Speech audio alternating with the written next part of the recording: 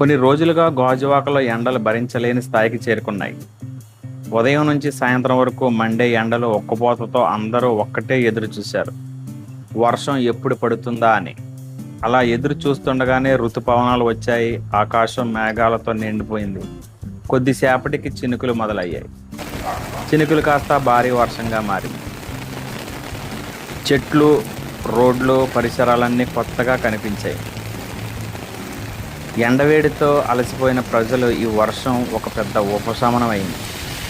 ప్రకృతి మనకు చెప్పే సందేశం ఒక్కటే: ఎంత కష్టకాలమైనా శాశ్వతం కాదు.